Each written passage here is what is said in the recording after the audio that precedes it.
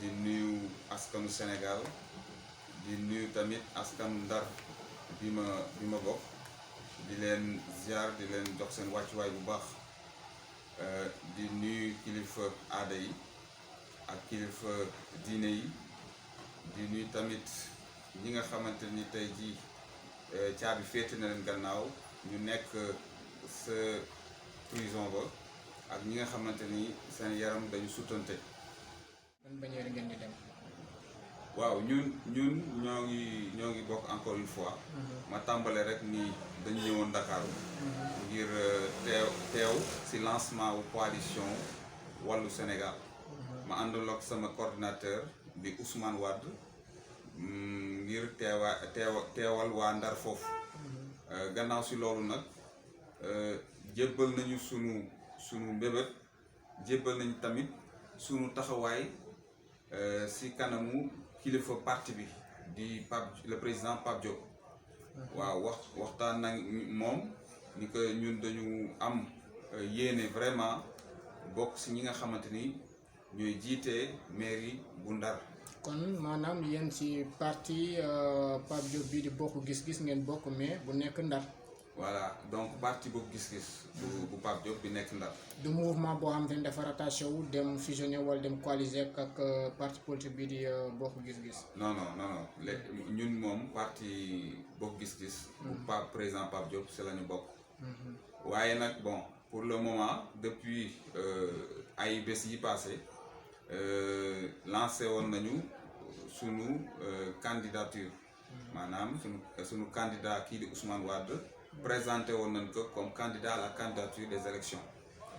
léegi depuis lors ñu ngi waxtaan aussi ak mbootaayu mouvement parti politique yu nekk ci opposition di waxtaan ak ñoom pour ñu fexe lan lañuy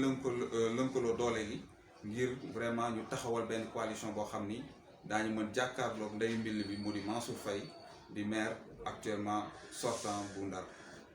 naka noonu Ismaïla sànq yaa ngi wax actuellement yéen a ngi Dakar ñëwoon ci lancement coalition bii di Wallu Sénégal lan moo nekkoon sa première impression ci lancement boobu. waaw sama première impression mooy mbégte laa am. mbégte ak kontante ndax démb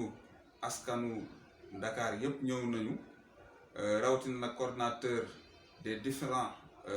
mouvement yi nga xamante ni démocratique convergence libérale démocratique yi nekk ci Sénégal bi yëpp teewoon nañ fa.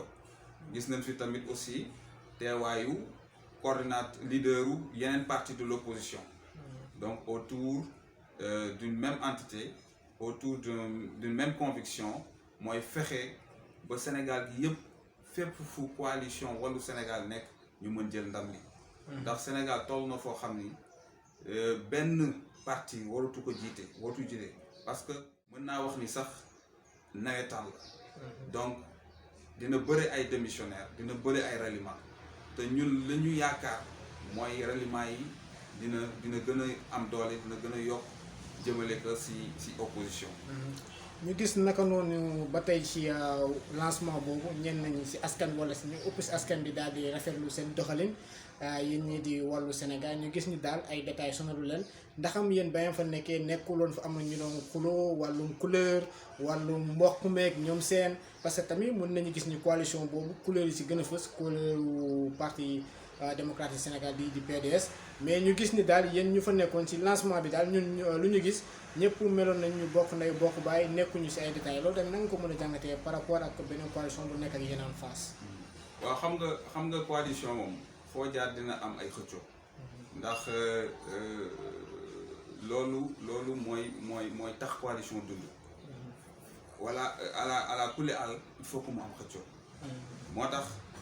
couleur yi doonul problème ci ñun ndax boo seetloo parti démocratique sénégalais moom dañ ko fekk ci ay couleur am ndaxte boo seetloo moom bokk na ci ñi ëpp par exemple ay maire dans les communes d'arrondissement boo xoolee ci Sénégal yëpp ak parti bokk gis-gis ñoom am nañu représentativité au niveau de l'Assemblée nationale au niveau des communes. donc je pense que loolu peut-être am na solo ci kii tànn waaye nag ñun pour ñun ñi nga xamante ni ñooy sympathisants yi di leaders yi di coordonnateurs yi je pense que loolu warul doon une source de problème ou bien de souci ndax li am solo mooy fexe ba jiital ki nga xamante ni moo gën ci coalition bi ak gox bi mu nekk waaw ak gox bi mu nekk te ñuy rafetlu tamit consensus bi coalition Wallu Sénégal am ci seen biir